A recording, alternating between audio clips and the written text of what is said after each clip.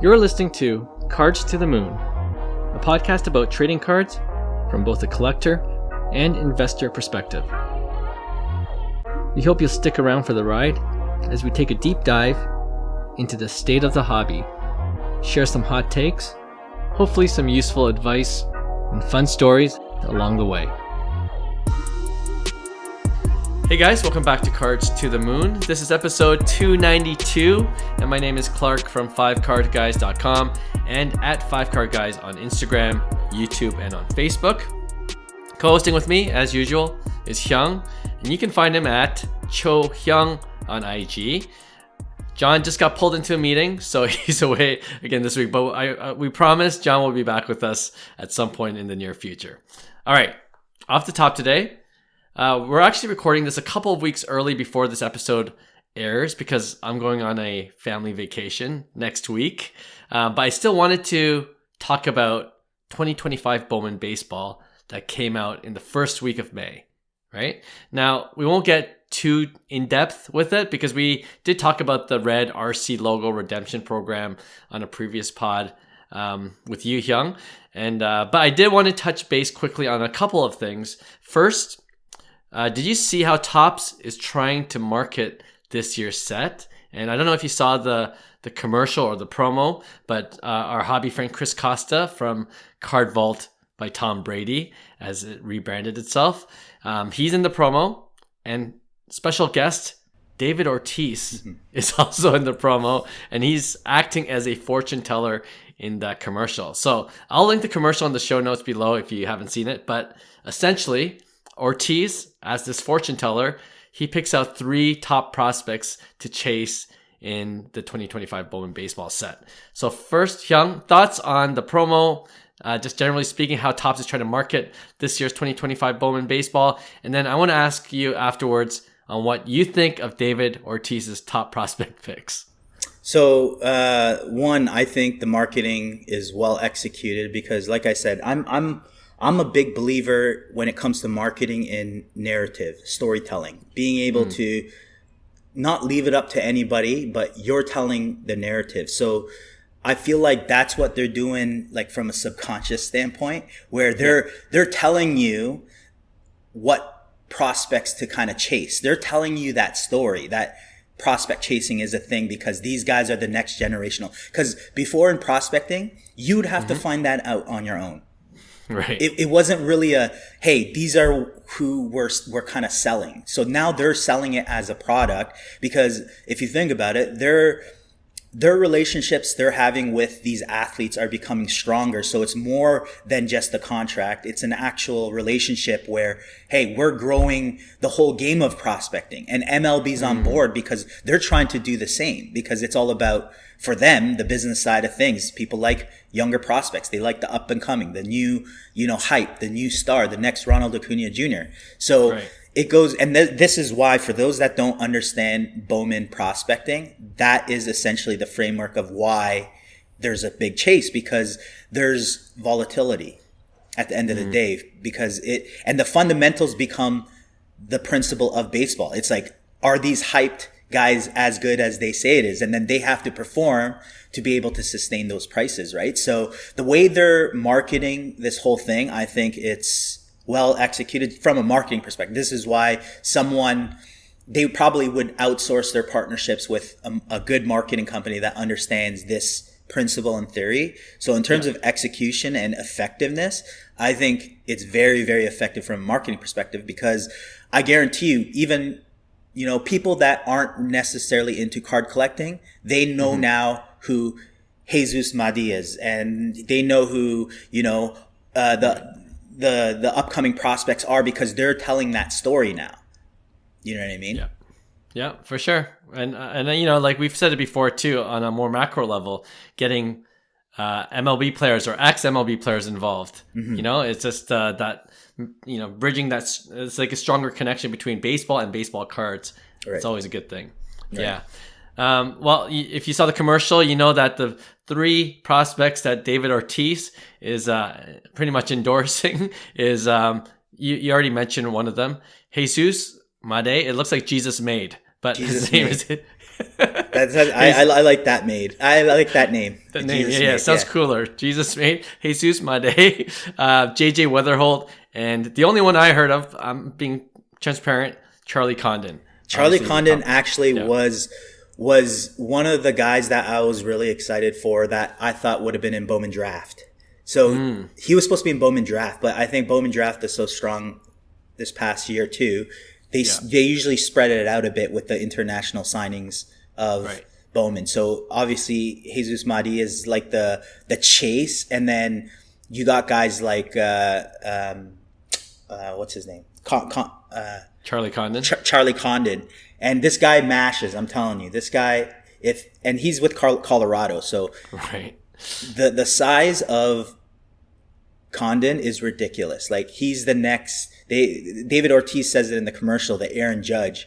But it would be interesting because I feel like, are you going to get Spencer Torkelson type? Are you going to get Pete Alonso type? Are you going to get Aaron Judge type? Right?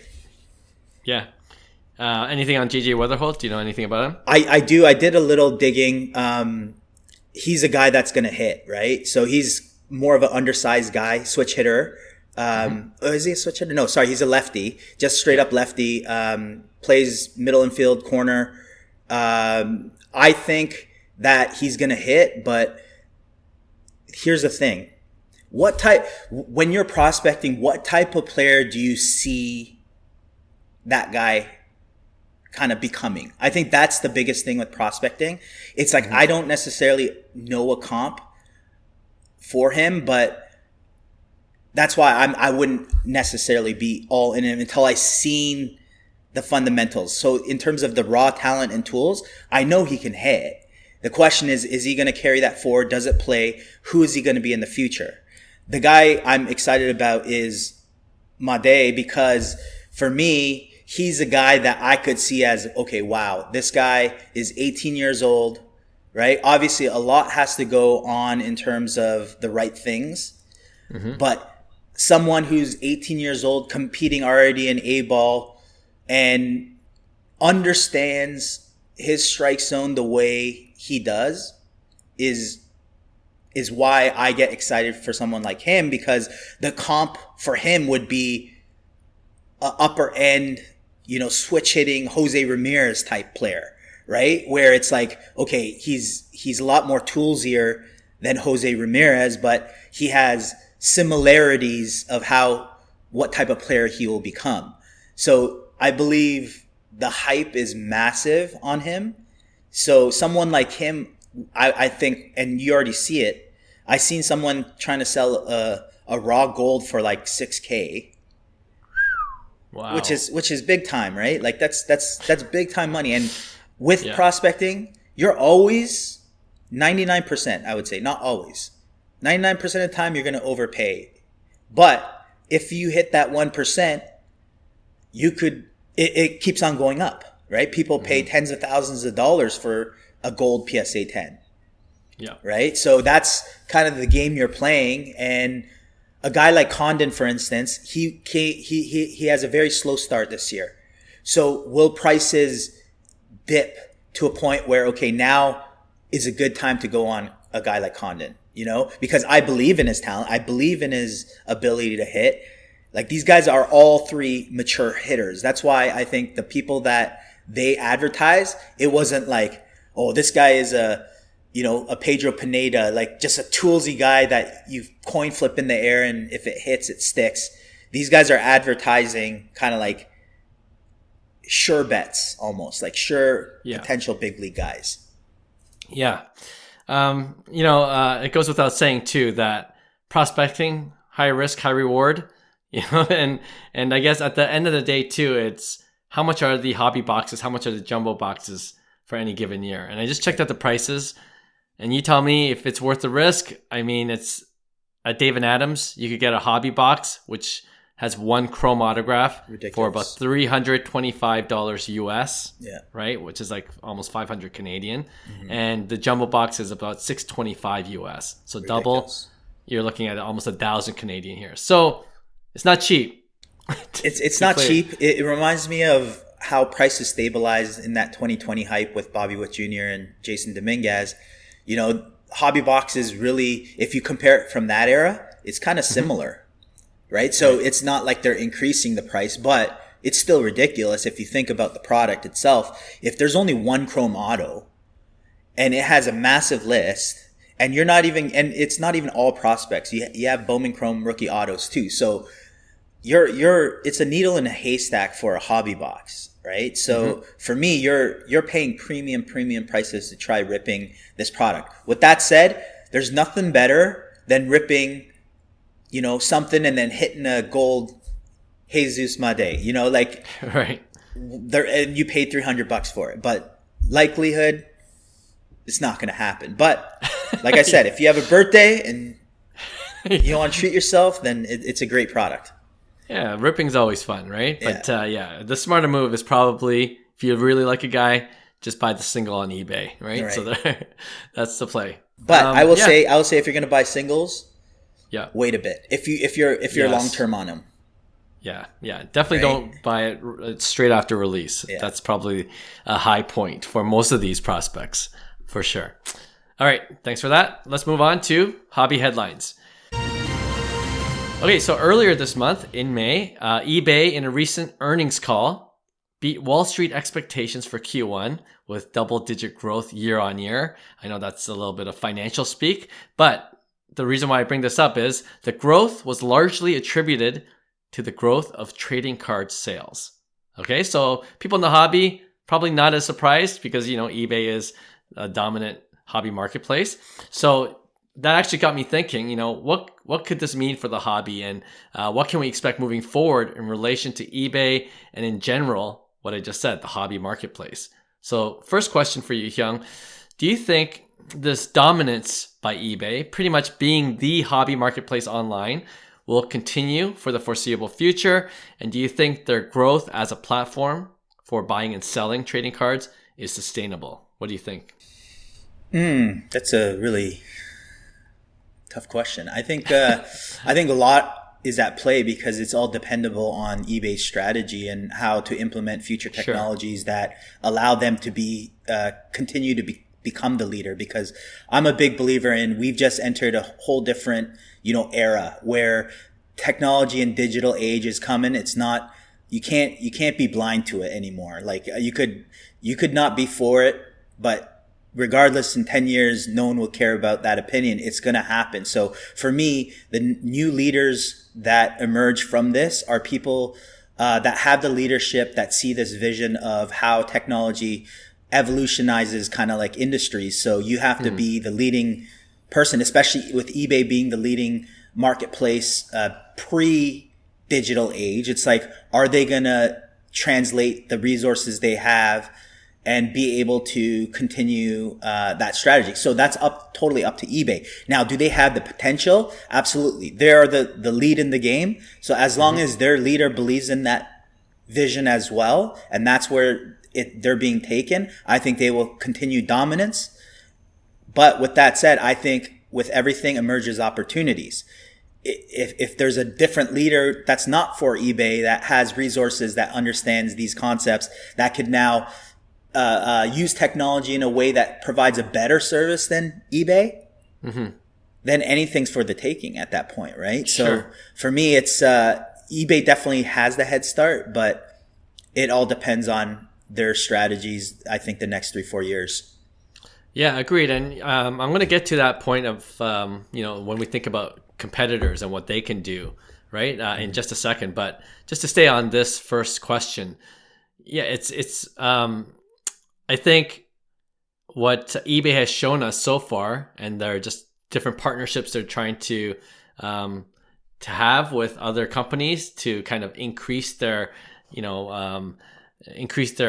market share when it comes to buying and selling trading cards. Like I'm more bullish enough that I'm like, should I invest in eBay stock at this point? So I'm not there quite yet, but I want to read this quote by eBay CEO Jamie Iannone. I think that's how you say it. And he says this about their growth in a recent article. Quote, "What I feel really good about is that the growth in trading card volumes that we've seen in recent quarters has been mostly driven by sold item growth and not just average sale price, which signals the growth is more sustainable, end quote. So that's a good sign, obviously. You have more volume, you have more people buying and selling cards, like number of cards total. And I think one big part of that is the fact that, like I was saying, the partnership with PSA, for example, right? PSA last year in 2024 set up an eBay storefront, and it's been reported they sold 500,000 cards since the third quarter of last year. So not even a full calendar year. And now PSA offers consignment as well with automatic grading options on eBay directly for raw cards, which we talked about in a previous podcast episode. So specifically with PSA, how big do you think this partnership with PSA can get for eBay? And is it a matter of time until other graders get involved with eBay as well? For sure. I think both are true. I think we talked about this in previous episodes. It's the ecosystem that PSA is building. It feeds itself, and they use their internal resources that allow them to make more revenue from the same resources that they have. So for me, it's we've been, this is why I love it too. Every week we go through the businesses and the economies of what we're actually seeing unfold in real time, and to be able to see the output now, right? It kind of gives like, okay, it makes sense of why they're doing it. So to answer your question, I think PSA, and we've seen it just based on, their resources, they're able to, build a strong foundational revenue stream now, another one. And then when they get to consignment, it's going to be the same thing. Right. So for me, they just opened up a marketplace that other competitors alike will soon offer. Right. So to me, it makes sense for eBay's longevity too, because if you're eBay, why wouldn't you want, everybody doing that? Not just PSA. You're not going to show favoritism. You want the whole marketplace, right? So from an eBay standpoint, it's safe proof there. But from a PSA perspective, of course, expect competition because other people are going to try getting a piece of that, marketplace or industry. And I'll say this, what's actually driving this, I think a lot is there are more users in the marketplace. So obviously that as a whole drives volume. So as long as you have the users, you need the tools and data and the technology to be able to trade and sell that, right? So like for me, they're marketing it as a whole. So as new users come in, and I will even go as deep as this, where a lot of personal people that they're starting to figure it out too. It's not necessary. They're starting to maybe present it more as a business than a personal hobby.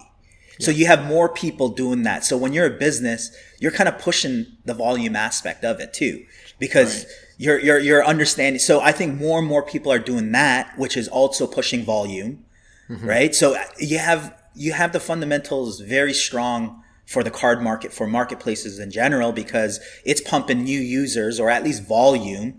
And then how you monetize that within the ecosystem is exactly what a company like PSA or Fanatics or any big company with resources should do.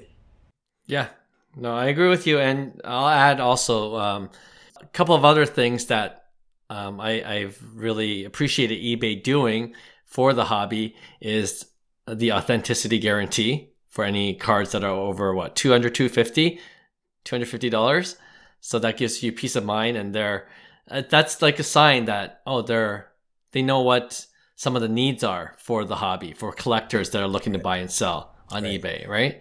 And adding more shipping options. Our friend Will was on the pod, and at the expo, he said he went to the eBay booth, and then he was just saying, for Canadians, there's a bit of a hurdle because shipping costs and crossing the border. And then he said that one of the eBay reps mentioned, there's something for Canadians now, that you can just ship the label directly off eBay as well. So they're kind of removing certain hurdles that used to be there. Right. And so that's a good sign as well. So I love seeing these partnerships. Shows that eBay is looking forward. That's not to say that no one can compete with them, but they're not kind of just resting on their laurels, kind of what we talked about in previous episodes with companies like Beckett, when they were top, and other companies that used to be on top, but now they're kind of struggling. Speaking of partnerships, eBay in the article reminds us that they also acquired Golden Auctions, which we also talked about on the pod before, and that added to their volume growth, 0.3% in Q1 to be more precise. So a question I was thinking about is, are there any other companies that you think eBay might want to acquire? Right? Golden Auctions seemed to be a smart move because that increased their volume. Do you think like ComC, I don't know how big they are or how small they are, do you like marketplaces like in that? General? Smaller marketplaces where, they can just incorporate that into their own. Yeah, and it all depends on their overall strategy, I think, from where they're going and how important the marketplace control is. Because I feel like it's not about the revenue. It's more so about the control. Because the control, I guess, would be more valuable than the revenue stream itself. So when you're building ecosystems, that's how it works, right? It's like, how do they prioritize this marketplace? If it's more strategic, it might be, buying smaller companies like ComC or any other marketplaces, because they might have a future plan to utilize that control into their other kind of revenue streams, right? So for me, it makes sense if they're doing what I think they're doing, which is building ecosystems on ecosystems. And I think there's definitely opportunity. And what I'm noticing too is like, that's the quickest way to grow. It's like, why would you start any division? It's like, you're quicker growing the marketplace by just making the investment, projecting what it's actually worth after you're said and done with it, and being balls enough to pull the trigger on that $5 million buyout or whatever it is, right? That's the way business is done, and they're doing it, and I see them doing that in the future. Absolutely. Yes, almost like the Facebook strategy. You buy Instagram, you buy WhatsApp, and you just dominate that marketplace, right? And then, I'm sure people will talk about monopoly, but I guess that's what you have high-paying lawyers for. So, this is now we're at the part where I want to speak about competitors. Really, the big one is probably Fanatics Collect. They're competing against eBay in the same way.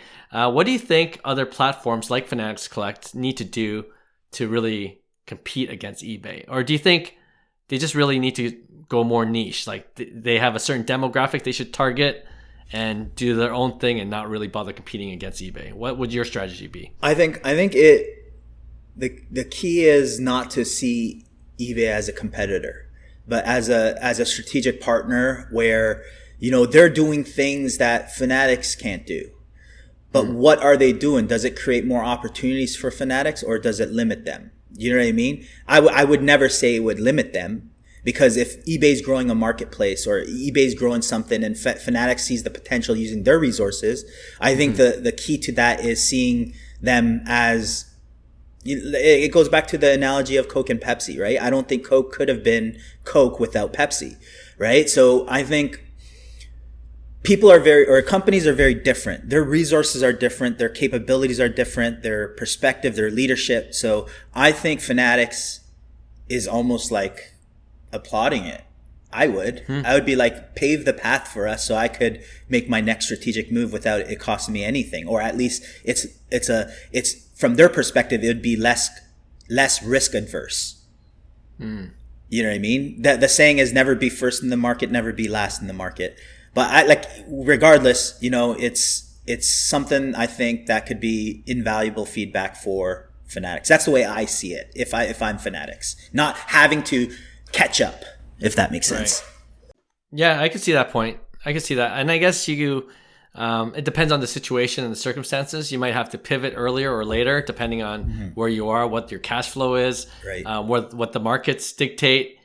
Things in business can change very quickly, right? And I think the one that's the most adaptable will be well positioned to take advantage of any changes that do come up. The reason why I bring about niche markets and just kind of doing your own thing, I don't know much about TCG Player, but apparently that's a marketplace for Pokemon cards and other TCG cards. So maybe there's a play there where you just Absolutely. really build into that community, right? They're like, oh, I like this community much better, and they cater to my needs more specifically. Right. There might be opportunity to build something there too, right? Absolutely. And I think even with opportunity, going back to opportunity, I think there's always going to be opportunity in the sports card market. This is why you want to be early developers within a marketplace. So if you look at it as a whole, we would say relatively the card market boom started almost like a legit marketplace where it's like tangible, it's trackable, we have the tools, right? So for me, that becomes so important in terms of like the framework. So if you're an early developer within a marketplace, we don't know how that marketplace is going to look, but if you build kind of like the important aspects of what makes you important within that industry, right? You could become someone in this industry really quick. We've seen it, like Card Vault, for instance. Yeah. Costa was here, man, like on the show when we started. Right. You know what I mean? Yeah. And it's like early developers. This is what happens if you have the vision, if you have the drive, you understand business as a whole, you see the opportunities. And with that said, it's like those are the opportunities that people in the card market who are lawyers, who are entrepreneurs outside of the marketplace, this is where the opportunity lies. There's so much opportunity within the sports card market because it's evolving. And it's not stationary where it's like defined as one thing and PSA says all. It's like, we don't know that. There's so much at play here. We don't even know where this thing is all going when it's all said and done. But it's like for us, one of our successful strategies, Clark, was, be able to be the same almost in terms of value within the sports card hobby market with bringing relevant content. Yeah. That in 5 years, you're relevant still. Do you see what I'm saying? Because you're looking at it as a whole, you don't know where it's going to be, and you pivot as you go. So it's the same concept where I think there's huge opportunity still in the sports card market, especially in that marketplace game where somebody's like, hey, using this technology, I could create a way better product than eBay. Sure. Yeah. No, and I like how you brought up even like the parallels between the sports card market itself and even what we do, primarily sports card content, right? There's a lot of parallels there in terms of how things grow. And looking back at the 4 or 5 years, even when we started this podcast, like how many things have changed within the hobby, and to your point, how have things evolved, right? And I was just talking with my sister-in-law about eBay used to be like the wild, wild west, right? Like when you ship some things, it's like you just don't know if it's going to get there, but you just do it because that's the only option, and it's kind of new, and you like the novelty of everything, and you're like, okay, I guess I'm sending this off. It's like so true. And now it's like there's insurance, there's authenticity guarantee, like I mentioned, there's more safeguards in place because I think a company like eBay recognizes that. Right. As more users come onto the platform, you can't just, have things get lost or fraud in the system. Right. You know what I mean? You want to value. Continue to bring value. Exactly. As you grow. Yeah. I thought that was an interesting discussion we should have. And, when we do this 5 years down the road, when we celebrate our 10th anniversary of this podcast, I'm sure the landscape will look very different. Very, very different. There might be an AI version of me and you. Our avatars will be hosting this pod, and we'll be running different businesses, or within the hobby and within the sports cards. But you never know. Technology moves pretty quickly. Okay, let's go on to quiz show. So, Hyung, I gave you a list of 6 cards before we recorded, just to give you a hint of what we're going to do for quiz show today. And I actually took the list of 6 cards from one of the top Instagram posts recently. And on that post, they gave the first recorded sale of that card. Okay. And then the most recent, not the peak, but the most recent. Now, caveat, the challenging part is that it doesn't show what the grade was for either the first sale or the most recent sale. Okay? But we're going to just talk ballpark figures. Okay? And what I wanted you to do is put the list of cards I gave you in order by percentage of which card saw the biggest growth in value, with 1 being the most increase and 6 being the least. Okay? So the top is this card saw the most increase from the first sale to the most recent sale. Okay. And then all the way down to 6. So for the benefit of our listeners, the 6 cards on that list is, and it's pretty easy because it's all gold refractor rookie autos or prospect autos of these players. Aaron Judge, 2013 was his year. Bowman Chrome, gold refractor rookie auto. Okay. Shohei Ohtani, 2018, Bowman Chrome, gold refractor rookie auto. The batting one, not the pitching. Juan Soto, 2016, we know that, of course. Bowman Chrome, gold refractor rookie auto. Bobby Witt Jr., 2020. Bowman Chrome Gold Refractor rookie. I don't want to say Bowman Chrome Gold Refractor rookie auto. It's It's just all assume golds. that. Yes, Yeah. okay. This is a great investment portfolio, by the way. This would be amazing if you had this, yeah. And the last 2, Mookie Betts, 2014, and Mike Trout, of course, 2009. Wow. So something to consider. You always say this, so this is a hint. Most of the profits are always on the buy side, right? Right. Not on the sell. So that's a clue. Right. In terms of what you think might have profited. It doesn't mean 100%. the recent sale is the highest, but it depends when you bought it too, right? So yeah, that's a clue. So let me do this by process of elimination. I got to see this list. Hang on. Sure.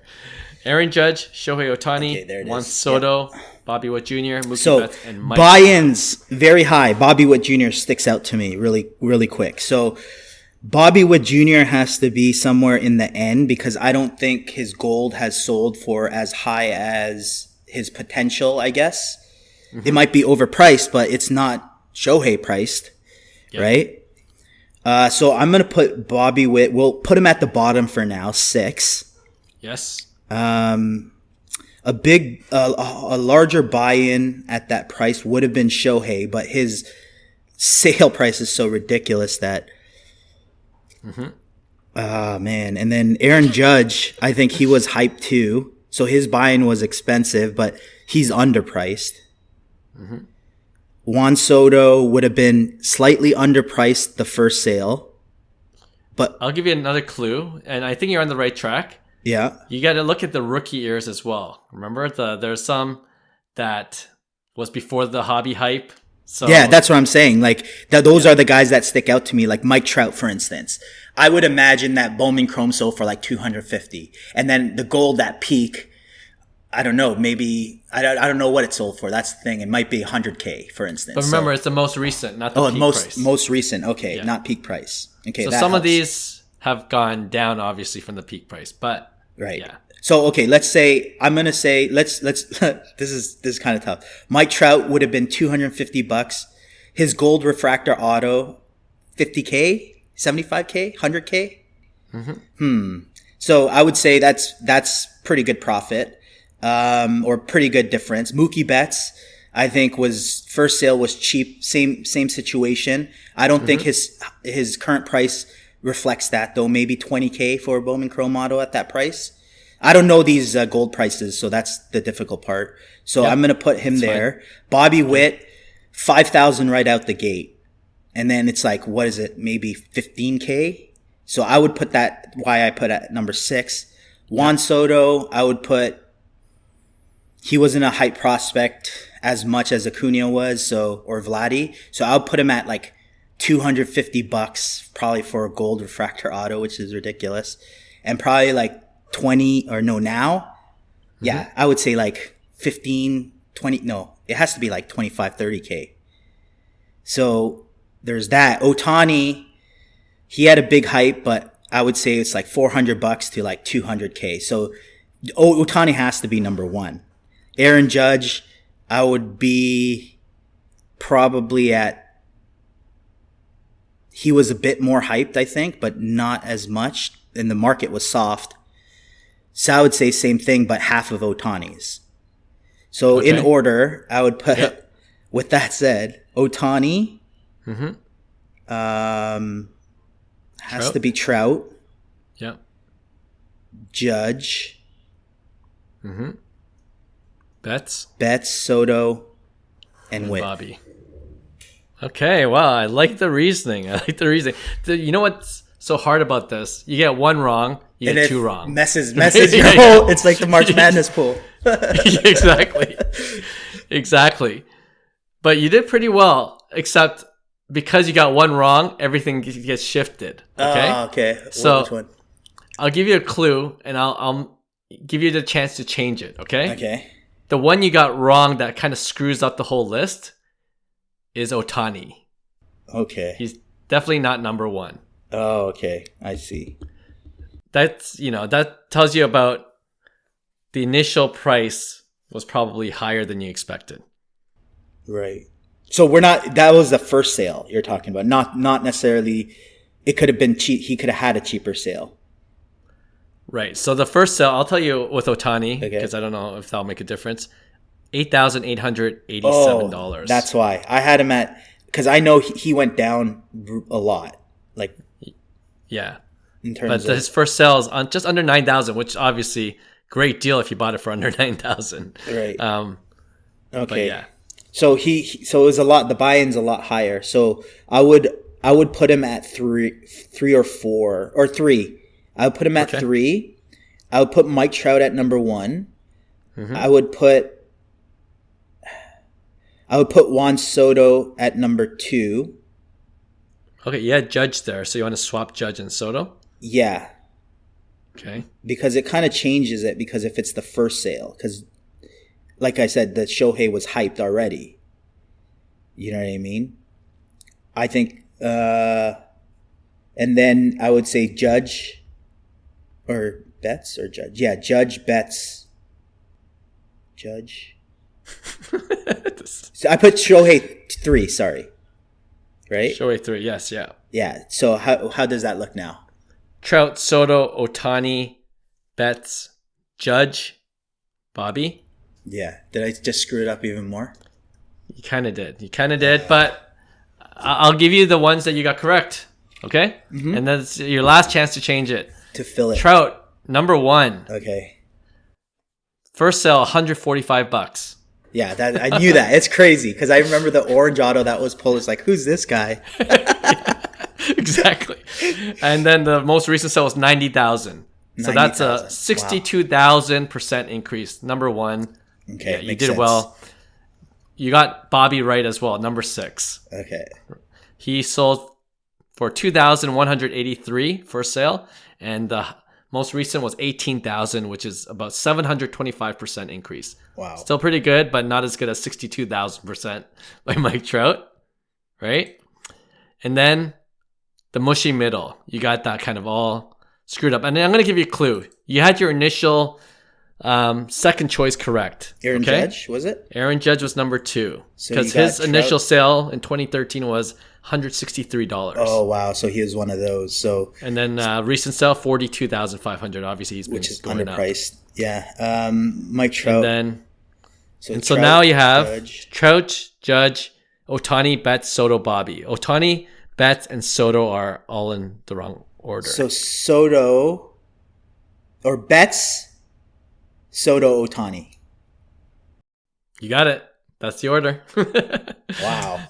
Mike Trout, Aaron Judge, Mookie Betts is 3. His initial sale was $265 and it sold recently for $28,500. That's a 10,600% increase. Right. Number 4 was Soto. His 2016 initially sold for $263 and then recent sale $16,800, which has gone down a lot from the peak actually. Right. That's a 6,288% increase. And then Ohtani is where you got messed up a little bit. That's 5th. Like I said, 8,887 was the initial sale, and it recently sold for 138,000, which is almost a 1,500% increase. Wow, that's crazy. Hey, you know what this tells me? This is the reason why people prospect. You understand? Right. You understand? Yeah. This is why people prospect. Exactly. If you hit, oh man, you are gold in this case. Literally, yeah. I like it. Yeah. I thought that was a fun... that was confusing as heck, Clark. My brain has wrinkles in it right now. I'm going to do like an IG reel, so people listening to this podcast who are just as confused as you are, can visualize it at 5Card Guys and at Cards to the Moon. I'll put that up for you guys. All right, let's end off our show with our regular weekly segment we call Pick One. And as usual, Hyung, do you want to start things off for us? Okay. Hang on one second. I totally forgot pick one. Okay, you know what? I'll go first while you figure it out. Okay? This is a three-way. Okay? So instead of usually picking one between two, and we just talked about gold refractor. So staying on that theme. Okay. Jackson Chourio, 2022 Bowman Chrome, gold refractor rookie auto, number to 50, obviously. PSA 1010. Okay? PSA 10, auto 10. Sold for $10,800 last month. So these are all around $11,000, all same prices, okay? To make it easier. 2020 Bowman Chrome, Bobby Witt Jr. We just talked about his gold auto refractor rookie card. PSA 9 auto 10. That's sold for $11,000. And the last one, Fernando Tatis Jr., his 2016 Bowman Chrome gold refractor rookie auto, BGS 9.5 auto 10. 10,368. So everything between 10,000 and 11,000. So the Jackson Chourio, gold, PSA 1010. Bobby Witt, gold, PSA 9, auto 10. And Fernando Tatis Jr., gold, BGS 9.5, gem mint, auto 10. That Tatis is a healthy sale. That was that went up a lot. I don't know if you heard the recent episode between Will and Roy and myself, and we had a segment called Don't Hate. And my don't hate was Tatis Jr. I said the hate has gone way too far for Tatis. Yeah. And then what did he do within that month since that recording? Yeah. 8 homers, batting Crazy. 300 plus. I love It's it. like, Yes. so you're welcome, guys. I remember nobody would even touch that gold Tatis. Yeah. So I'm glad it sold because I have the Independence Days those PSA Right. 10s. But this is tough. At that price point, man.